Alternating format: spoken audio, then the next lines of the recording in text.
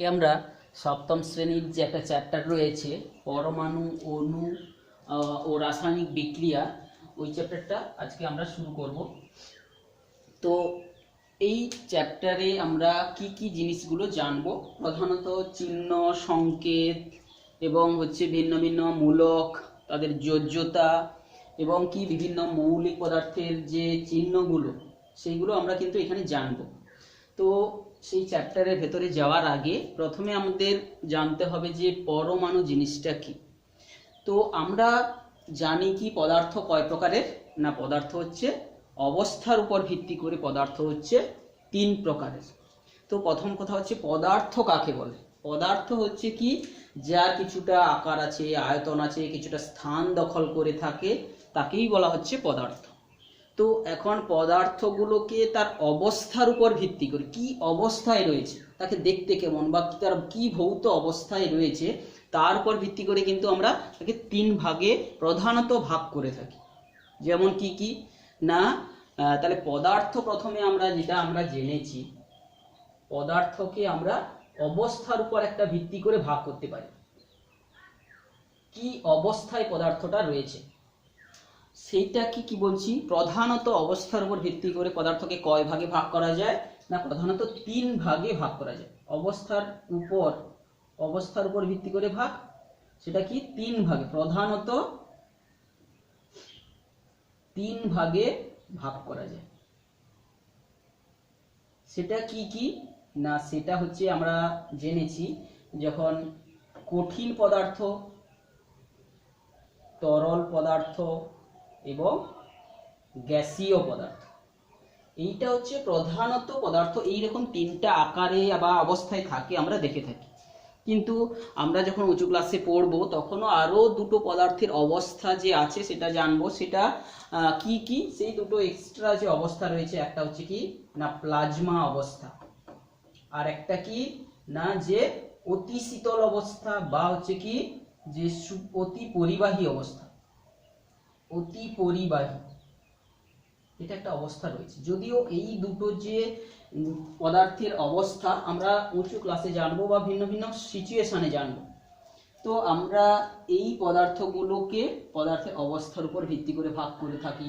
এই কিছু কঠিন পদার্থ যেগুলো বলেছি, কিছু কিছু কঠিন পদার্থের উদাহরণ তোমরা দাও দেখি কি হবে। এই যে দেখতে পাচ্ছি পেন, এটা একটা কঠিন পদার্থ।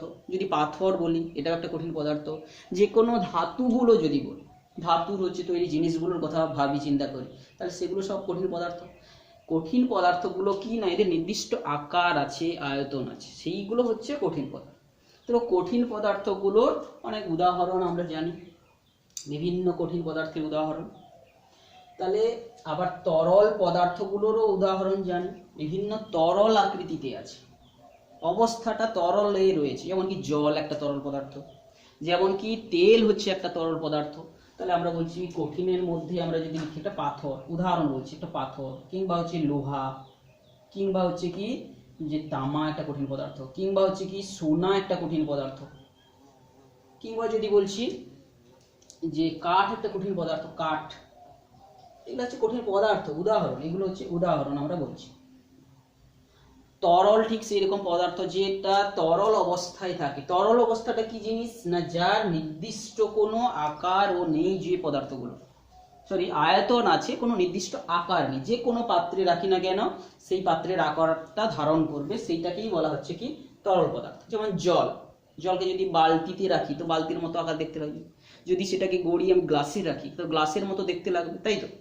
তো তরল পদার্থগুলো যেগুলোর যার কিন্তু আয়তন আছে নির্দিষ্ট, কিন্তু কোনো আকার নেই, সেটা হচ্ছে তরল পদার্থ। তাহলে তরল পদার্থ কাকে বলে, উদাহরণগুলো কি কি বললাম আমরা, যেগুলি এগুলো উদাহরণ বলছি।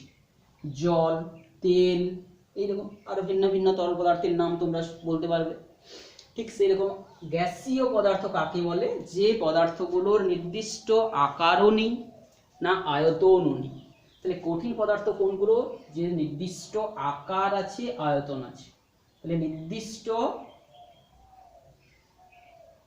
আকার আছে আর আয়তনও আছে, সেটাই হচ্ছে কঠিন পদার্থ। তরল পদার্থ কোনগুলো, নির্দিষ্ট আকার নেই, শুধু নির্দিষ্ট আয়তন আছে। আর কি এর কোনোটাই নির্দিষ্ট নয়, গ্যাসীয় পদার্থের না আকার নির্দিষ্ট না আয়তন নির্দিষ্ট। তো সেই রকম কোনো গ্যাসীয় পদার্থগুলো যেগুলো বায়ু বলছি, বায়ু একটা গ্যাসীয় পদার্থ, বায়ু, শুধু যদি বলি নাইট্রোজেন, শুধু যদি বলি অক্সিজেন, এই সমস্ত নামগুলো সবই হচ্ছে গ্যাসীয় পদার্থের উদাহরণ। তো এখন চলে আসছে যে প্লাজমা অবস্থাটা কি জিনিস, না প্লাজমার মধ্যে আয়ন থাকে, আয়ন থাকবে, সেই অবস্থাটার মধ্যে আয়ন থাকবে। আর অতি পরিবাহী একটা অবস্থা যেখানে তার একটা বিশেষ তাপমাত্রার নিচে গেলে সেই অবস্থাটা তৈরি হয়। তো এটা খুব উচ্চ তাপমাত্রায় তৈরি হয়, যেটা আমরা বলে রাখছি উচ্চ তাপে এই অবস্থাটা তৈরি হয়। আর এটা খুব নিম্ন তাপে, খুব নিম্ন তাপে, তাপমাত্রাতে এটার অবস্থাটা তৈরি হয়। তো এটা হচ্ছে কি পদার্থের অবস্থার উপর ভিত্তি করে ভাগ। তো ঠিক সেই রকম পদার্থগুলো, সে যে কোনো পদার্থ, কঠিন হোক, তরল হোক, গ্যাসীয় হোক, সে যে কোনো পদার্থ আমরা নিই না কেন, তার ভেতরের গঠনটা কীরকম, তার ভেতরে কিভাবে সে তৈরি, তার উপর ভিত্তি করেও আমরা পদার্থকে ভাগ করতে পারি। অর্থাৎ কি পদার্থের আভ্যন্তরীণ যে গঠনের উপর ভিত্তি করে, গঠনের উপর ভিত্তি করে আমরা ভাগ করতে পারি ভেতরে কিভাবে তৈরি হয়েছে। তো আভ্যন্তরীণ গঠন বলতে এখানে আমরা সেই একই পদার্থ দিয়েই যদি তৈরি হয়, সেটা শুধু একই পদার্থ দিয়েই যদি তৈরি হয়, অর্থাৎ যাকে ভাঙলে সেই পদার্থটাই শুধু পাবো, তাকে বলা হচ্ছে কি, সেই রকম পদার্থগুলোকে আমরা বলছি কি না মৌলিক পদার্থ। মৌলিক আভ্যন্তরীণ গঠনের উপাদানের উপর কি উপাদান দিয়ে তৈরি, তাহলে সেটার উপর ভিত্তি করে পদার্থগুলোকে আবার ভাঙলে মৌলিক পদার্থ বলতে পারি। অর্থাৎ সে মৌলিক পদার্থটা কঠিনও হতে পারে, সেটা তরলও হতে পারে, সেটা কোনো গ্যাসীয় উপাদান হতে পারে।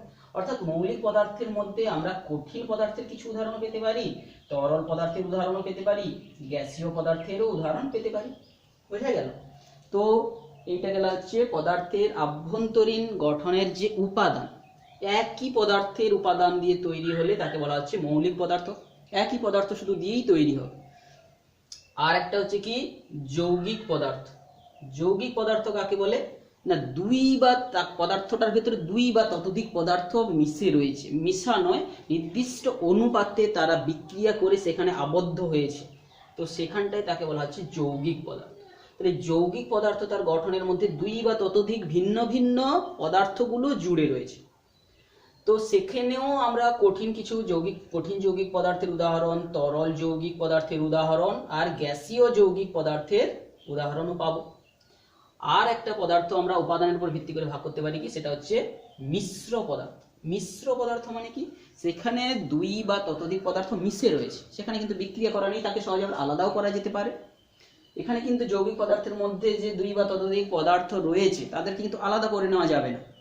তো মিশ্র পদার্থের মধ্যে কিন্তু যেগুলো মিশে রয়েছে তাকে আলাদা করা যায়। তাহলে এই মিশ্র পদার্থগুলো কিন্তু কঠিন মিশ্র পদার্থ হতে পারে, তরল মিশ্র পদার্থ হতে পারে, আমরা গ্যাসীয় মিশ্র পদার্থও হতে পারে।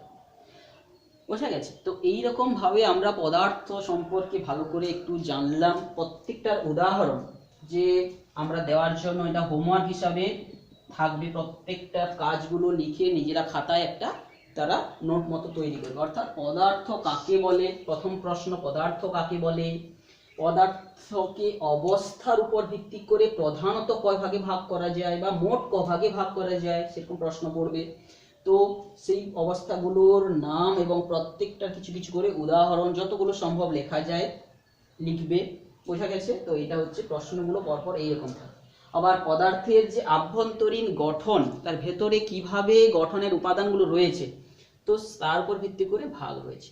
তো আমরা এই আভ্যন্তরীণ গঠনের উপর ভিত্তি করে কথাতে আসতে গিয়ে আমরা কঠিন পদার্থের আভ্যন্তরীণ গঠনের উপর একটা ভিত্তি করে ভাগের শ্রেণী বিভাগ আমরা জাস্ট বলছি না। কঠিন পদার্থগুলোর ক্ষেত্রে কিন্তু তার আভ্যন্তরীণ গঠন, কঠিন পদার্থগুলো তার আভ্যন্তরীণ যে গঠন কি ধরনের তার উপর ভিত্তি করে আমরা যখন উঁচু ক্লাসে পড়বো বিভিন্ন ভিন্ন ভাবে কঠিন পদার্থের মধ্যে অণুগুলো অবস্থান করে। সেই যে বিভিন্ন স্ট্রাকচার বা গঠন থাকছে তাকে বলা হচ্ছে বিভিন্ন ভিন্ন ভাগ আমরা পড়বো, যেমন কি সিম্পল কিউবিক স্ট্রাকচার। সেকেন্ড আর কি স্ট্রাকচার না বডি সেন্টার কিউবিক স্ট্রাকচার, কিংবা আরো পড়বো যেমন কি ফেস সেন্টার কিউবিক স্ট্রাকচার, কিংবা hexagonal structure BHC hexagonal structure, কিংবা এদের সমস্ত কম্বিনেশন। তো সেই কঠিন পদার্থের গঠন যদিও এটা আমাদের জানার এখানে দরকার নেই, তবুও জাস্ট আলোচনার পারপাসে এসছে তো আমরা বলে নিচ্ছি। তো কঠিন পদার্থের কি হচ্ছে না পদার্থগুলোর একটা নির্দিষ্ট আকার আছে। তাহলে আকার আছে মানে কি ভেতরে ভেতরে যে সবাই কি সবভাবে একই রকম ভাবে সাজানো আছে পদার্থের ভেতরে অণুগুলো, না কোনটা কি ধরনের রয়েছে, সেইটা হচ্ছে পদার্থের আভ্যন্তরীণ গঠন। না কোনো কোনো পদার্থের ভেতর, যেমন ধরো আমরা এই ঘরটা তৈরি করেছি, ঘরের যে দেওয়ালটার কথা বলছি, এই দেওয়ালের ভেতরে কখনো ইটগুলোকে এরকম সাজানো আছে, কখনো হয়তো এইদিকে সাজানো আছে, কিন্তু উপর দিক থেকে কিছু বোঝা যাচ্ছে না যদি প্লাস্টার করে দেওয়া হয়। তো ভেতরে কিন্তু ভিন্ন ভিন্ন সাজানো আকারে সাজানো থাকে। তো সিম্পল কিউবিক স্ট্রাকচার মানেটা কি না কোনো একটা কিউব যদি ঘনক বলি, ঘনকের যদি প্রত্যেকটা কোণে কোণে শীর্ষ বিন্দুতে করে বিভিন্ন পদার্থের পরমাণুগুলো আছে সাজানো হয়ে সেই ধরনের যদি স্ট্রাকচার হয়ে থাকে তাকে বলা হচ্ছে কি না সিম্পল কিউবিক স্ট্রাকচার। এই ধরনের ভাবে সাজিয়ে পুরো বড় পদার্থটা হতে পারে যে একটা বড় পদার্থ ধরতে পারছি, পদার্থের ভেতরে ছোট্ট অণু এইটা এইরকম ভাবে সাজানো, ছোট ছোট জায়গাগুলো এইরকম ভাবে সাজিয়ে রয়েছে। হতে পারে কি বডি সেন্টার্ড কিউবিক, এস মানে কি সিম্পল কিউবিক মানে ঘনকাকৃতি, body centred cubic, body centre অর্থাৎ বডির ভেতরেও একটা সেন্টারে থাকবে। একটা যদি ছবি যেটা সিম্পল কিউবে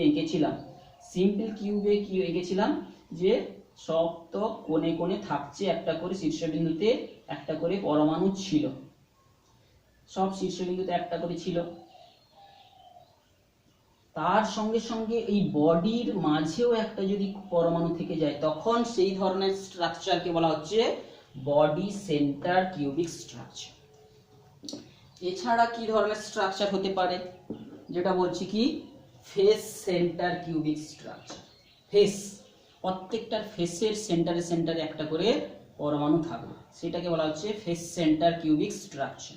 তো এইগুলো জাস্ট আমরা ছবিটা বলে নিচ্ছি, এটা আমাদের অতটা ইম্পর্ট্যান্ট নয়, প্রশ্নগুলো এখানে থেকে আসবে না, তো আমাদের আলোচনায় আছে বলে বলে নিচ্ছি। প্রত্যেকটা শীর্ষবিন্দুতে থাকবেই, তাছাড়া প্রত্যেকটা তল যেগুলো আছে সেই তলের শীর্ষ মাঝখানে একটা করে থাকবে, সেই পাশের যে একটা তল তার মাঝখানে একটা থাকবে, এই উপরের একটা তল তার এখানে থাকবে, সেই সাইডে একটা তল সেখানে একটা থাকবে, এই মাঝে একটা থাকবে, সেই নিচে একটা থাকবে।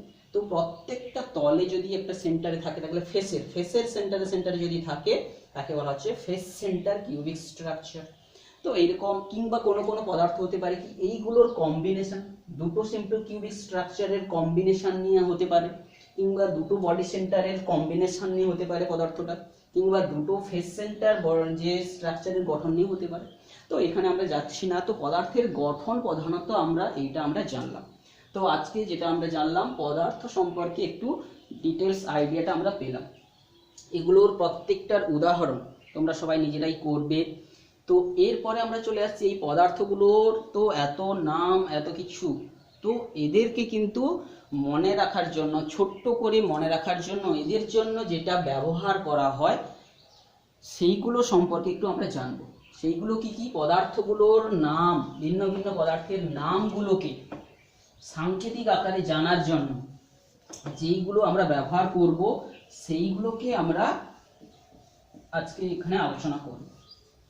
সেটাই হচ্ছে কি তো পদার্থকে তাহলে ভাঙতে যেটা মৌলিক পদার্থ বলেছিলাম তাকে ভাঙতে প্রত্যেক পদার্থকে যদি ভাঙা হয় ভাঙতে একটা ছোট্ট জায়গা পাবো যাকে আর ভাঙা যাবে না, ধরে নিতে পারি সেইটা, তো সেইটাকেই বলা হচ্ছে কিন্তু পরমাণু। তো পরমাণু এই ধারণার প্রথমে ছিল যে পদার্থকে ভাঙতে একটা ছোট্ট জায়গায় চলে যাবে তাকে বলা হচ্ছে, যেটাকে আর ভাঙা যায় না সাধারণত, তাকে বলা হচ্ছে পরমাণু।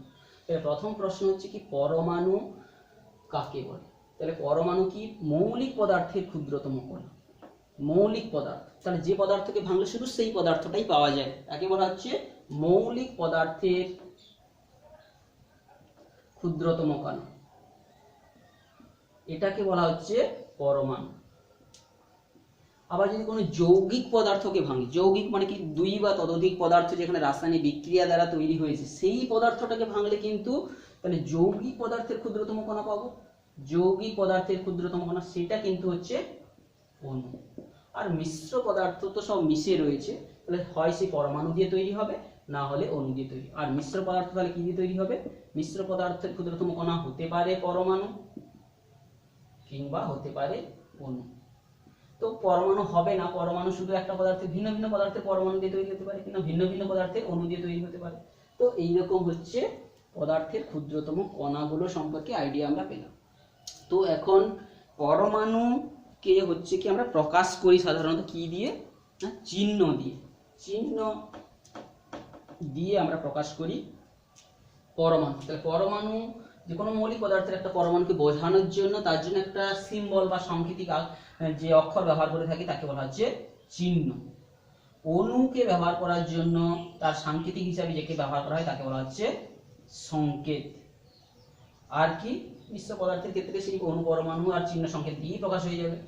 তাহলে আমরা আজকে যেটা আলোচনার বিষয় রয়েছে সেটা হচ্ছে চিহ্ন। তাহলে চিহ্নটা বোঝা গেছে। চিহ্ন হচ্ছে একটা সংকেতিক যে আকার, মানে যা অক্ষর, যেটাকে আমরা ব্যবহার করব কার জন্য? না, মৌলিক পদার্থের যে ক্ষুদ্রতম কণা পরমাণুকে বোঝানোর জন্য যেটা ব্যবহার করে থাকবো সেটাই হচ্ছে চিহ্ন। তো আমরা এর পরের ক্লাসে যে চিহ্ন সম্পর্কে আমরা আলোচনাগুলো করে যাব, যে চিহ্ন, বিভিন্ন পদার্থের চিহ্নগুলো কি কি, কিংবা হচ্ছে এই চিহ্ন প্রকাশ করার জন্য কোনো যদি নিয়ম থেকে থাকে নিয়মগুলো বা কি কিভাবে প্রকাশ করা হয়ে থাকে। তারপরে আমরা পরমাণু সম্পর্কে ডিটেলসে আলোচনায় যাব। তো এর পরের ক্লাসে আমরা চিহ্ন এবং পরমাণু সম্পর্কে আইডিয়াটা পাবো।